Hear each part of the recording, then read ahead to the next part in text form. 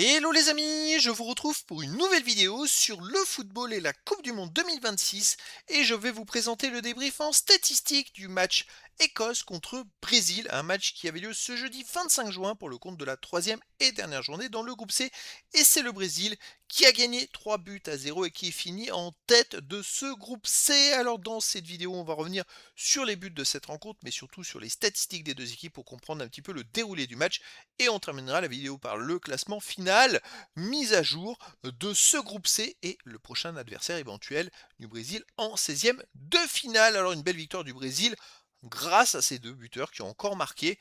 Vinicius Junior qui a ouvert le score dès la 7e minute, puis il a doublé la mise dans les arrêts de jeu de la première mi-temps à la 48e minute. En deuxième mi-temps, c'est Cunha qui a marqué à la 60e pour le Brésil. D'ailleurs, tous les buts du Brésil en Coupe du Monde ont été marqués par ces deux joueurs. Et donc, le Brésil l'emporte 3 buts à 0. Il menait 2-0 à la mi-temps. Je dirais que c'était un match plutôt facile où le Brésil a vraiment éclaboussé de son talent. Alors les statistiques, il y a eu 54,1% de possession de balle à 45,9% pour le Brésil, 607 passes tentées à 500, 564 passes réussies à 448, 92,9% de passes réussies à 89,6%. Collectivement, le Brésil a légèrement dominé la rencontre. Il y a eu beaucoup de passes tentées des deux côtés. Je trouve que ça a été un match très vivant avec beaucoup de jeux. 18 occasions à 10 pour le Brésil. Les buts attendus, les amis, 4,46 à 1,13 pour le Brésil. Il gagne 3-0, mais il aurait pu avoir 5-2, 6-2, il aurait pu avoir un score de fou. 4,46 XG, c'est peut-être le plus haut total dans un match en Coupe du Monde, dans cette Coupe du Monde. 21 tirs à 14 pour le Brésil, 9 tirs cadrés à 8 pour le Brésil, 5 tirs bloqués à 3 pour le Brésil. Pas de poteau. Ça a été un match avec beaucoup de spectacles. Et c'est vrai que les supporters et les spectateurs, ils se sont vraiment pas ennuyés du tout.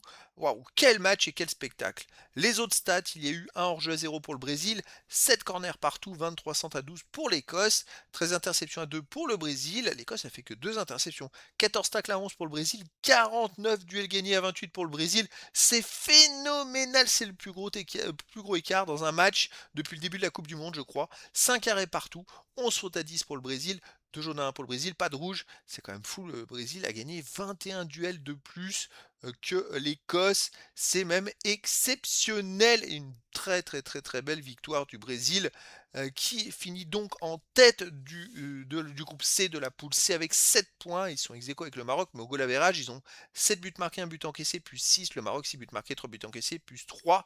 Donc le Brésil en étant premier, on va essayer de voir un petit peu son prochain adversaire. En tout cas, ils ont fait un partout contre le Maroc, ils ont gagné 3-0 contre Haïti, 3-0 contre l'Écosse. C'est du très solide. L'Écosse, de son côté, avait gagné le tout premier match contre Haïti 1-0, heureusement, donc ils finissent troisième avec 3 points. Par contre, ils ont un mauvais goal average, un but marqué, 4 encaissés, moins 3 de différence de but. Alors, pour finir, pour les qualifier, je rappelle que les deux premiers sont qualifiés pour les 16e de finale, ainsi que les 8 meilleurs 3e sur 12. Donc il y a 12 poules, il faut absolument qu'il y ait au moins 4 équipes dans les 11 autres poules qui aient un moins bon résultat. Alors soit qu'il n'y ait pas 3 points, c'est-à-dire 2 points ou 1 point, soit qu'avec 3 points, ils aient un goal average de moins 4, moins 5, au-delà de moins 3 tout simplement. Donc ça laisse quand même un petit espoir pour l'Écosse pour la suite, mais ils sont obligés d'attendre les autres résultats. Alors on va aller voir un petit peu le Brésil. Les amis, le Brésil qui finit premier de la poule jouera le lundi 29 juin contre le deuxième du groupe F. Pour l'instant, le deuxième c'est le Japon, sachant que le premier c'est les Pays-Bas. Ça peut peut-être changer, hein, tout simplement. C'est un groupe plutôt serré. Je crois que les deux premiers sont ex aequo avec 4 points et le troisième est à 3 points. Donc ça peut changer. Ça peut être, ouais, voilà, il peut se passer quelque chose. Tandis que le troisième, l'Écosse, pourrait jouer le lundi 29 juin contre le premier du groupe E, c'est l'Allemagne. Ça, c'est sûr que ça soit l'Allemagne. Sinon, il pourrait jouer aussi contre le premier du groupe I, peut-être la France. Contre le premier du groupe A, peut-être le Mexique. Donc ça laisse quand même un duel, je dirais, pour l'Écosse contre une très grosse équipe, soit Allemagne, France ou Mexique, a priori. Ça va être compliqué pour la suite de la compétition pour l'Écosse. Donc voilà, c'était donc le débrief en statistique du match Écosse contre Brésil, un match qui s'est terminé par la très belle victoire du Brésil, 3 buts à 0. Voilà les amis, je vous dis à très bientôt pour une nouvelle vidéo.